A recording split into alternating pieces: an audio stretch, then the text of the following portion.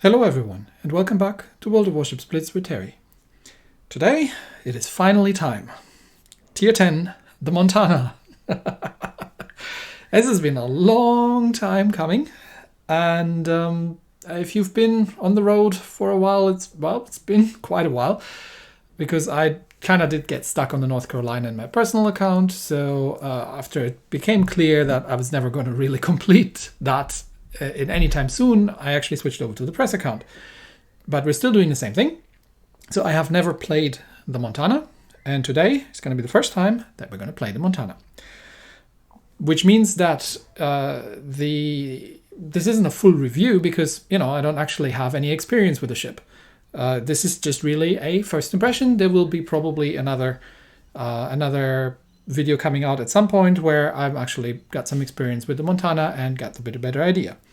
But let's do this. So she's fully upgraded. The very first thing we're going to do is pick the elite bonus. Now, there are two possible builds here. There's the fire and flood resistance build, which would get us to, maximum resistance to being set on fire. And we could basically just ignore that. Or we could go for a range build. So what I'm going to do is I'm actually going to try a range build here. So I'm going to use the main battery firing range. My reasoning, there's method to my madness. We'll get to that in a second. And I have no idea if this is going to work, but we'll find out. So we've got the main battery firing range extended, which gets the main guns up to 15.46 kilometers. And then we're going to put the respective equipment in. But before we do that, a quick word on the actual Montana. So the Montana didn't exist. But that said, the Montana was very much meant to be existing. The Americans had two battleship designs, one for faster ships, which became the Iowa, and one for somewhat slower ships. The Americans also had a bunch of problems when it came to their battleship design. There were certain limitations. Well, for once, there were the naval treaties, which were limiting the tonnage of these things and the caliber of the guns. Then there were the shipyards, because most of the shipyards were on the American East Coast. So the other fact being that they had two oceans to deal with, the Atlantic Ocean and the Pacific. And there was America in the middle, which is a bit of a problem if you're building ships in one and need them in the other. So if you've got two ways of getting from the Atlantic into the Pacific. You can either sail around America, the southern bit of it, which takes quite a while, or you can go through the Panama Canal, which doesn't take as long and is the preferred way. But obviously that means that you have a certain limitation to how big your ship can be. Well, mainly how wide your ship can be and how deep it sits in the water, because it has to fit through the canal. And as we've all seen recently, if ships don't fit through the canal and get stuck in the middle, that's a bit of a problem for everybody. So, for the Montana, the Americans, first of all, were design-wise at the point after the outbreak of the war, and the escalator clauses from the naval treaties were coming into effect, and they basically shedded all restrictions on that and said, okay, how big can we make those things? They were large. And the Montana's design was built with first of all with 4 turrets. So these are technically the exact same guns as on the Iowas. These are not triple turrets, these are 3 gun turrets, because the barrels could actually be elevated independently and fired independently. So you could make these really weird finger split things where you could fire at different things at the same time with them. She had she would have had the heaviest broadside by pure shell weight in the world, because she's got 4 turrets. And even though these are just 406mm guns, it's not all about the caliber. So the designers claimed that the American 406mm super heavy shells were almost equivalent to the Japanese 18-inch or 460mm, 18.1-inch 460mm shells in terms of penetration. And they would definitely have been heavier overall. Another thing that was really interesting was, armor. Because previously they had to work within these restrictions, shipyards, canals, treaties and stuff, and they had to make compromises. So the Montana would have gone back to the design principle that a battleship should have been armored to withstand her own shells. That wasn't quite the case with the North Carolina or the Iowa. Especially the Iowa, the Iowa's armor was only meant to withstand her normal shells, not her super heavy shells. The Montana was different, so she would have had I think a 400 odd millimeter main belt and massively armored turret faces, somewhere around close to 200 millimeter deck armor, and the forward transverse bulkheads were somewhere around 450 millimeters. So she was supposed to be a lot tankier than the Iowa because, again, restrictions were lifted. Not just the treaty and the shipyards, but the Panama Canal as well. They were actually planning to expand the Panama Canal to make it big enough to get these things through it, just so they could do that. But then, the war happened, and more specifically, the big carrier battles in the Pacific, in the Coral Sea and in Midway.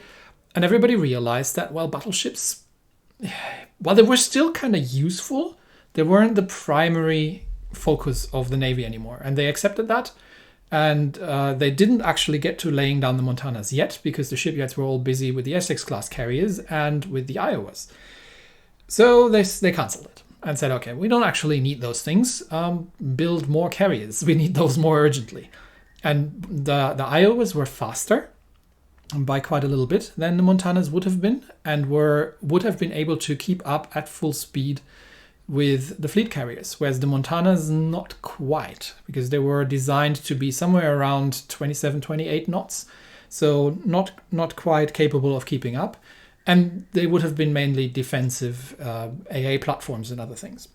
But that said, so the Montana was supposed to be noticeably better armored than the Iowa, which interestingly enough is not something we see in games. So, or at least not in the stats we can see. So let's look through the values. So Montana, 58,000 hit points compared to 51,000 of the Iowa. So we do get more hit points. Maybe that's kind of what it's meant to reflect, but it's also a bigger ship, noticeably bigger. And the armor looks exactly the same. We've got 15% on the Citadel and 15% on damage reduction. These are usually the two values that I'm looking at in terms of armor protection, at least against shellfire. So we're not quite seeing that here. I don't know if the actual internal values are different and it's just not reflected here, or if she's just not modeled that way. Speed-wise, she's actually rather quick with 28.9 knots. Compared to the 31 knots of the Iowa, but that's what we just mentioned. Time to full speed, it takes a long time, and a little bit longer than the Iowa. She definitely doesn't have the same traverse, and her turn time on the rudder is quite a bit longer as well, but we're not comparing fully built equipment here, so we can't quite talk about that yet. The guns are the exact same, the 406mm L50s that we find on the Iowa, but they do get ever so slightly more damage. But they're still 406mm in caliber, so 250% Citadel damage bonus. She gets 5 degrees per second traverse. I think in reality it would have been 4. And the secondaries are actually different on the Montana.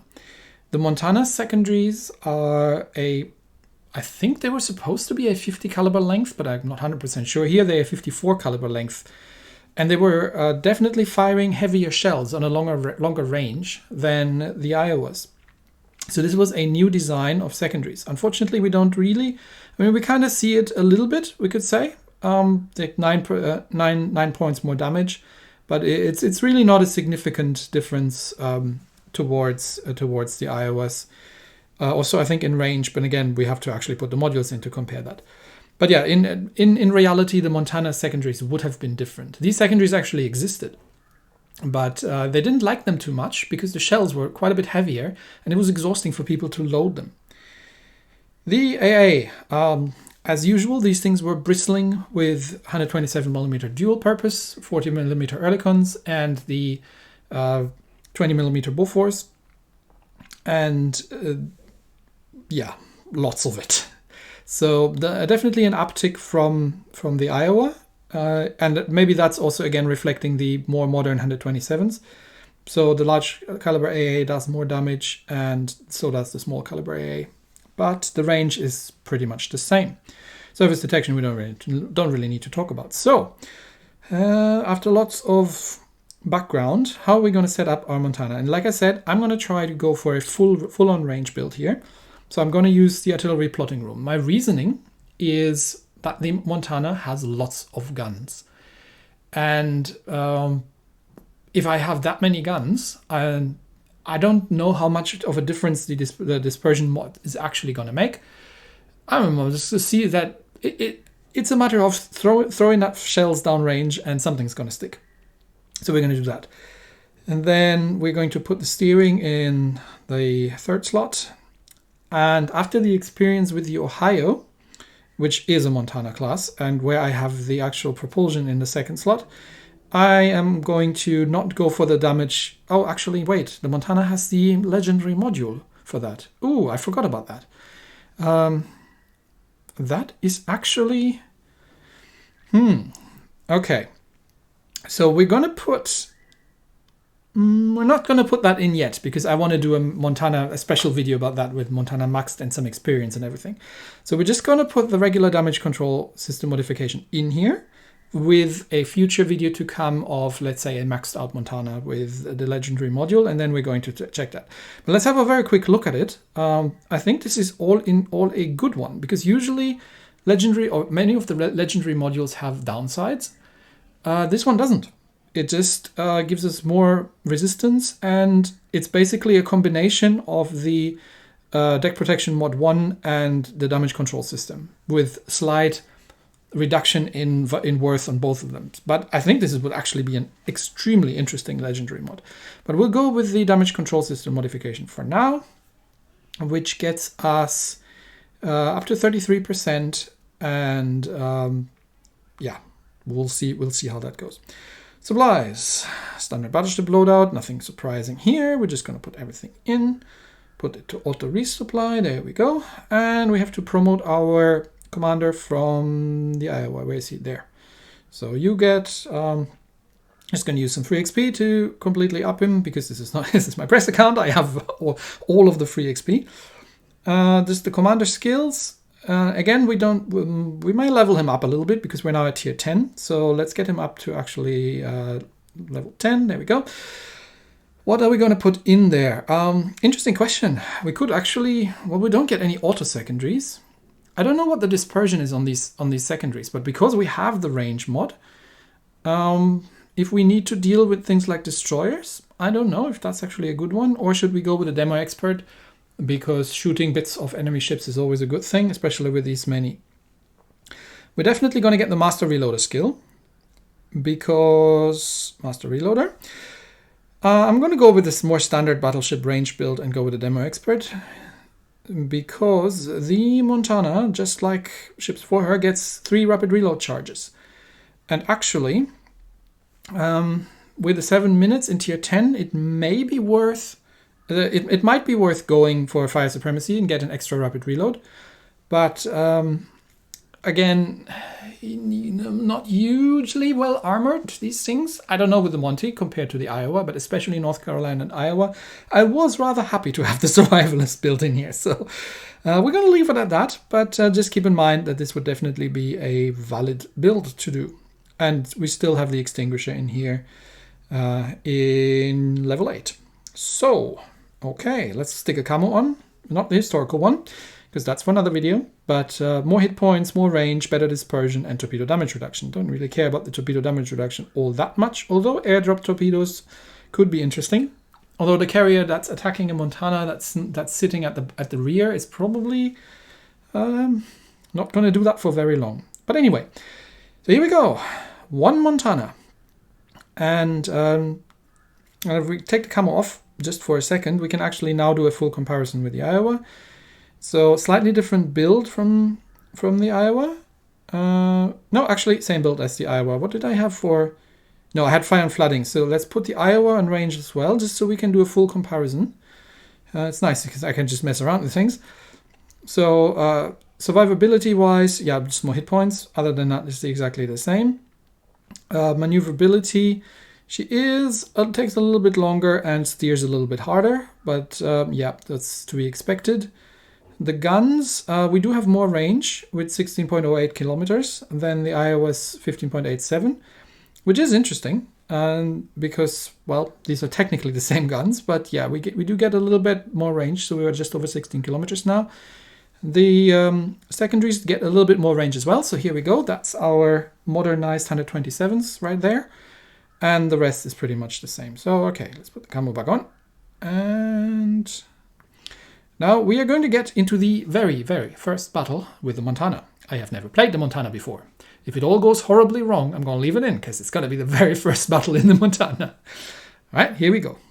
And here we are, Deadlock Domination. So we're obviously top tier because we're tier 10. It's a carrier battle. And Yamato, Montana, Conqueror, Missouri on the enemy team and a double daring. We've got a gearing and a daring of our own, one cruiser, one lonely cruiser. This is on the Asian server. So, and another Yamato and the two of us here. So, well, long-range ships. So we're going to play at max range most of the time because that's literally just the battleship meta. And we're going to have to see how well this works. So I'm not going to rush into A-Cup, but I'm actually going to try and give some, maybe some AA cover to the destroyer and our cruiser here. We'll see. But we've got a gearing heading over into A. Probably going to hit one of the darings. Where's the enemy carrier going? We will see. But yeah, I'm just carefully inching a little bit forward. There comes some carrier planes in. And maybe I can get behind this island there. And no, I'm actually spotted, obviously. And there's the Missouri. So let's start opening up. Maximum range. And there comes the carrier. So all time to slow down here and start taking some fire. And obviously there's no way we can dodge these torpedoes. Well, that's fine. We'll let the fire burn. We'll just use our first heal. There come some Yamato shots in. But I think these have mostly missed. And how many shots can we get on target with the Missouri? So obviously it's not the greatest. It's not the greatest dispersion here, and the Missouri is angled. And ow, that hurt. So let's back off. We are too close. And yeah, just get a couple more salvos out at the Missouri. I haven't actually checked the rapid reload values, but I'm reloading at around 9 seconds. I think that was pretty good. Okay, Missouri is out of range, so Yamato. Let's see what we can do. And very quickly we're 20,000 hit points down, but that's okay. We're in a battleship, that's what we're there for. So shots out at Yamato, fully broadsiding Yamato, 14 kilometers. Let's see what we can do there. No, that wasn't bad, but only 4 hits on target. So dispersion is definitely an issue. I may actually have to change that, because if I can only get 4 shells out of 12 on target at a range of 14 kilometers, which isn't max range for this ship by any means whatsoever. Okay, that's better. 9. All right. So I might play around a little bit with the dispersion mod and see how that works. Okay, enemy Montana firing at me, so I'm gonna back off again. Because I used my first heal reasonably early, I've already got it off cooldown, so I can heal up a little bit more already. And get some more dings into that Yamato, who decides that he wants to fully broadside over that way. Now we have gotten A under control, but let's see if we can kill the Yamato. I think he's slowing down. Oh, he's actually turning in. Yeah, okay, so that was just one semi-pen somewhere. But it'd be great if the carrier could take care of the destroyers, but it doesn't look too bad. One of our gearing is making his way into B cap. So oh yeah, and the carrier is, I think, attacking the darings over there. So let's move forward again, because we're not being shot at right now, and that's not right in a battleship. We should be being shot at. And see, Missouri is back. Let's see if we can do something about Missouri. Okay, no idea how fast he's going or if he's turning at this distance. But let's move forward and get into range of things. And again, 3 hits on target. Now that is disappointing. I really will have to try to use the dispersion mod. Okay, hopefully these gearing torps hit, because I've got a midway to shoot at. Let's see what we can do there. And I'm just going to position myself here to give some AA cover to the gearing, and if possible, and get some shots out at midway. And there's another ship over there. That's my last heal. Okay, so that's all the HP we're going to get. There's another Montana over yonder. But we have lost one destroyer, and the gearing is losing health. But we are getting good hits on the midway. No citadels though, which is mildly disappointing. And now we're coming under fire from the enemy Montana and from the Missouri, so I'm probably going to have to stop shooting at the carrier at this point in time soon. There's also daring coming around. 7 hits out of 12, not grand, but I'll take it. And there comes some aircraft, so we are backing off just to dodge the shells from the enemy Montana, and angling against both Missouri and Montana, and again just using range. Now Midway should be somewhere around there, but he's gone undetected. So we are once again just shooting planes down. One hit on the Missouri, that was again disappointing. And the other Monty takes out one of our guns. I will take that back. This is risky, but I'm not under fire by any HE spammers right now, and it looks like the carrier isn't necessarily... Oh no, there's a daring actually. The carrier isn't necessarily focusing on me, plus we're the 2 battleships over here, so we should be able to deal with these airplanes reasonably quickly. Actually no, we're just 1 battleship, me. That's a whole destroyer. So yeah, just giving air cover here, making sure that the DD doesn't get taken out by the carrier. And I will have to deal with that daring that's rushing me at some point, but let's see if we can kill the Missouri first. Ow, that hurt. That was probably the enemy Monty. Okay, so daring, yeah, daring we need to deal with. Hit 2 bouncers and 2 semi-pens on the Missouri. That is rather disappointing. I mean, the Missouri can't do a great deal against me either. But okay, Yamato takes out the Missouri. I'm still taking crossfire from the Montana over there. But I can't angle against him because I've got a daring right here. So secondaries out, whatever's left of them. I've lost my gun again. And so I've only got the armor piercing loaded. I don't think I'm going to get another shot off. But daring has run into an island. There come the daring torps. Let's see if I can survive those. Probably not, but what is this? Oh, it's the carrier. Yeah, daring takes me out with the torp. There wasn't just not enough health left, and all these other ones have hit the carrier. Well, we've lost this game at this point. I think there are all 3 cups. At the enemy is holding all 3 cups, and the Haku is out of, and the Yama over there is out of hit points, so he's dead. Haku is going to be dead in a second. Yeah, so Montana. What do I think so far? Dispersion questionable. Even, but I mean, I did 90,000 points of damage in my very first game with this thing. So definitely the theory of long range, just throwing enough things on the wall and something will stick eventually, is holding up.